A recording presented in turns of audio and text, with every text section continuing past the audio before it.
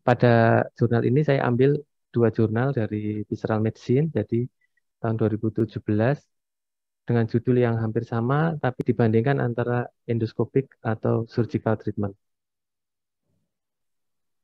Sebagai background, leakage anastomosis pada gastrointestinal operasi pada upper merupakan berhubungan dengan morbiditas dan mortalitas yang besar. Anastomosis leak juga akan mempengaruhi outcome dari pasien setelah operasi pada upper GI tract. Pada akhir-akhir tahun ini didapatkan paradigma bahwa perubahan dari treatment surgical menjadi konservatif atau endoskopik untuk penata laksanaan pertama pada leakage upper GI tract. Di jurnal ini disebutkan pada endoscopic treatment bahwa endoskopi sangat penting untuk bisa dijadikan diagnosis dan sekaligus bisa menjadi tata laksana pada leakage anastomosis. Endoskopik bisa melihat dari sisi mana leakage anastomosis, ukuran, desensi, dan juga blood supply, serta daerah yang kemungkinan bisa terjadi leakage. Pada endoscopic treatment biasanya dilihat sekitar 3 minggu atau hari ketiga kelima pasca operasi.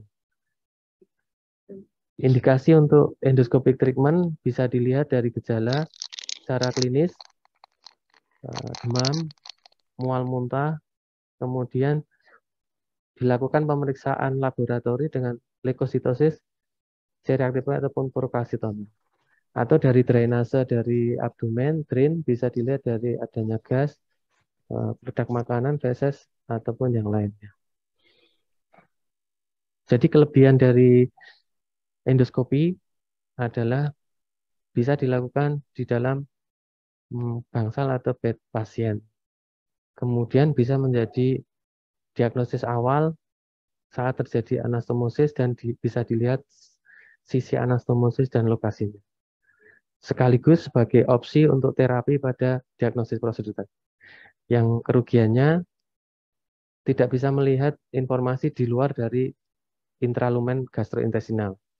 Kemudian dari pasien tidak nyaman dan tergantung dari operator dependent.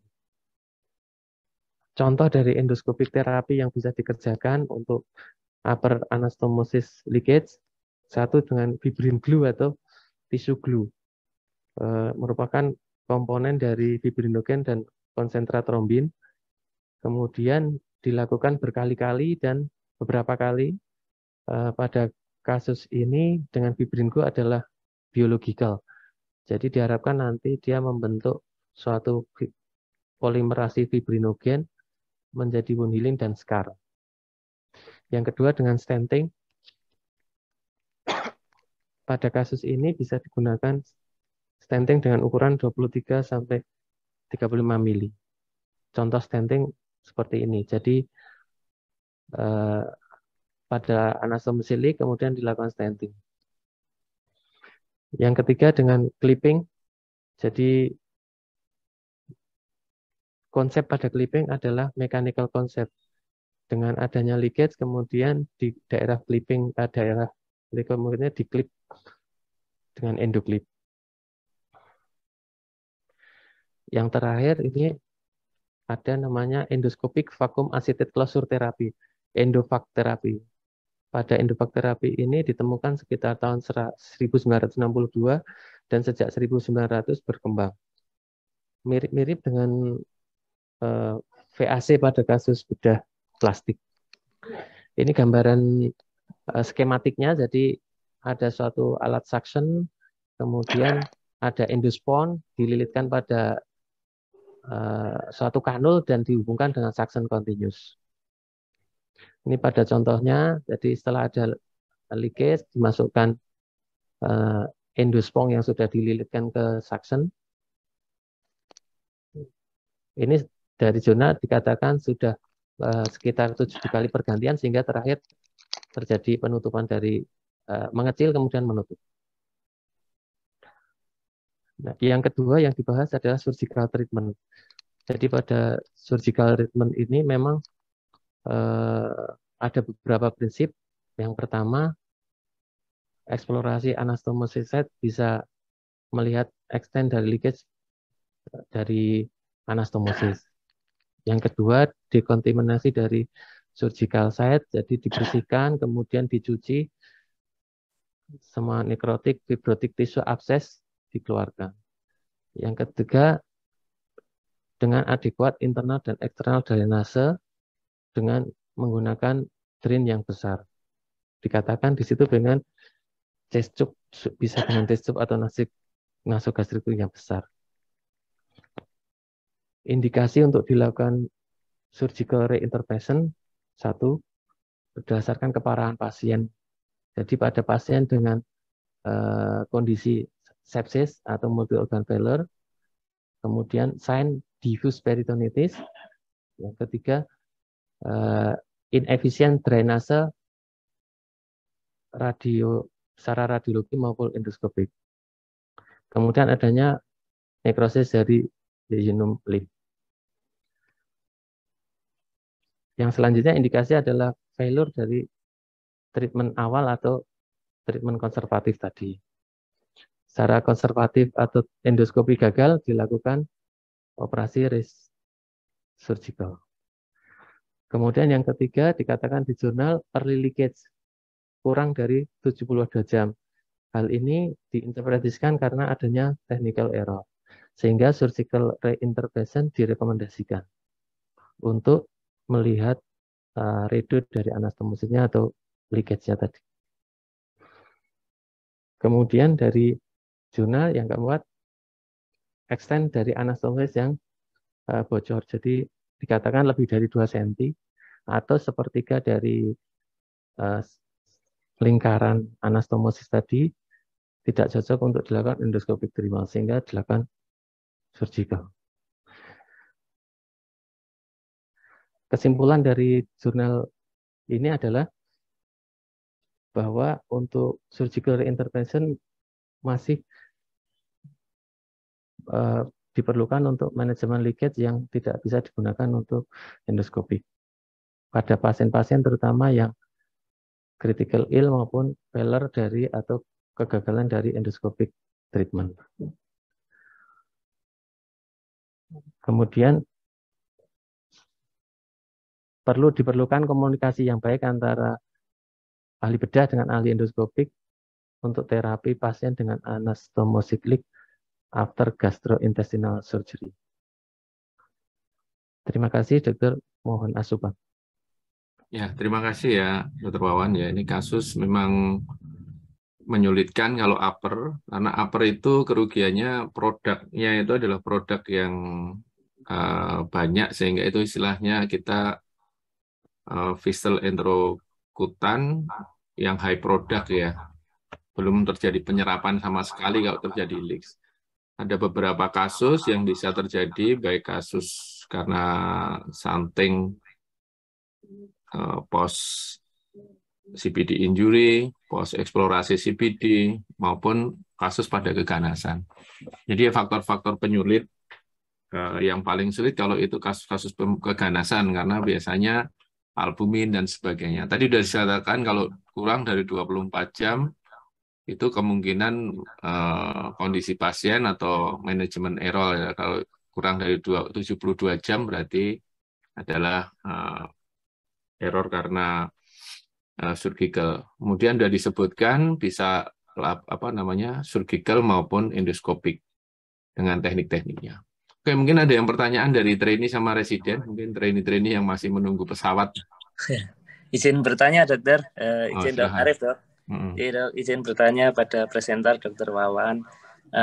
Itu kan untuk endoskopi treatmentnya kan ada fibrin glue, bisa pakai endo VAC dan pakai clipping. Nah, di antara itu yang paling sering dikerjakan yang mana? Kemudian alasan-alasannya pemilihannya salah satunya itu atau pemilihannya bertahap, mungkin fibrin glue nggak berhasil, clipping nggak berhasil, endo VAC. Seperti itu, Dr. Wawan, mohon menjelaskan. Terima kasih. Ya, terima kasih Dr. Arif. di jurnal dikatakan memang yang terbaru adalah dilakukan dengan endovag terapi, tetapi bisa dikerjakan berbaringan, artinya dengan endovag tapi juga bisa dengan ditambah fibrin glue misalnya, atau dengan stenting kemudian ditambah dengan fibrin glue. Masing-masing memang punya kelebihan dan kekurangan, terutama yang fibrin glue itu dilakukan beberapa kali, jadi bisa sampai 7-10 kali baru bisa menutup. Kalau yang paling direkomendasikan untuk saat ini berdasarkan jurnal untuk endovag terapi, Dr. Arif. Mungkin seperti itu, Dok. Baik, Dok. Terima kasih, Dok. Mungkin Dr. Wawan bisa ditunjukkan lagi endovag stenting dan itu ya, mungkin yang tadi belum fokus, bisa dilihatkan. Gambarnya mungkin ada. Kalau yang endovag,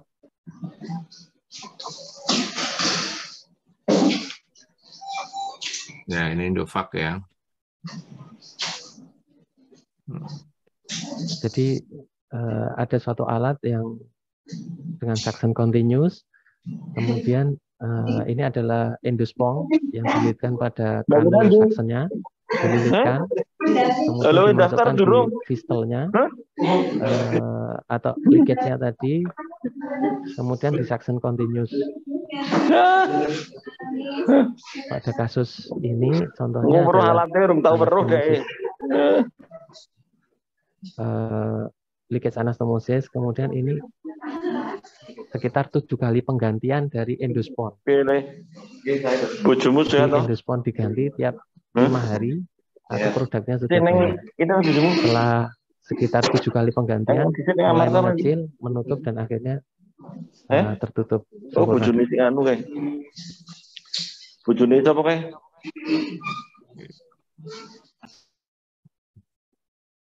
Ya. Terima kasih Dr. Wawan. Jadi ini memang pada penanganan leakage itu adalah imbas dari leakage-nya itu. Jadi adanya kumpulan material dari leakage-nya itu, ini bisa diselesaikan dengan vaknya ini. Mungkin diharapkan terjadi sakulasi atau apa, dia nutup ya, di drain. Ini seperti drainase, tapi yang intraendoscopically. Mungkin ada juga yang disampaikan kalau memang kondisi nganu ya kita di drainase, kan ada juga yang tadi di drain besar di secara terbuka. Ini tindakannya ada dua, yang satu lewat endoskopi, yang satu lewat surgical open ya. Terus yang stent itu menutup itu dengan expandable stent, itu biasanya untuk kasus-kasus yang upper ya, yang esophagus dan sebagainya masih bisa dilakukan supaya material tidak masuk lagi, kemudian dilakukan drainase juga terhadap kumpulan yang keluar sana. Kalau clipping biasanya dipakai untuk kasus-kasus yang lubangnya kecil setahu saya, tapi itu biasanya harus segera awal ya.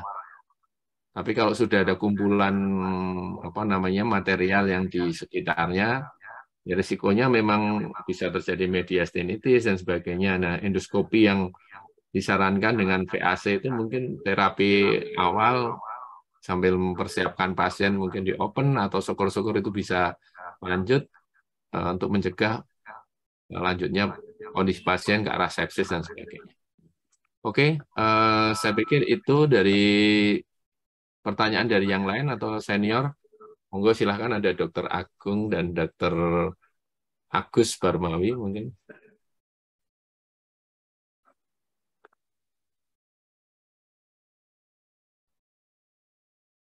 Oke, kalau tidak ada, jadi ini manajemen pada leakage upper GI.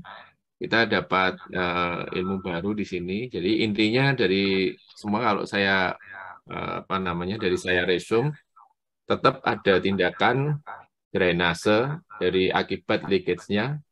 Kemudian itu yang utama. Selanjutnya kalau kondisi memungkinkan dilakukan tindakan untuk repair. Repair itu. Ya, jadi itu kalau terjadi leakage, prevented leakage-nya tentu saja nanti penilaian status nutrisi preoperatif, kemudian lanjut untuk apa namanya menilai kondisi resiko-resiko terhadap laboratorium, albumin dan sebagainya. Jadi pasca operasi juga ya pasien mungkin post operasinya bagus, ini dikatakan kurang dari 72 jam itu superior error, kalau setelah itu ya perjalanan dari penyakit dari pasiennya juga. Oke, mungkin dari saya itu dulu yang untuk apa namanya anastomosel leaks. Kita lanjutkan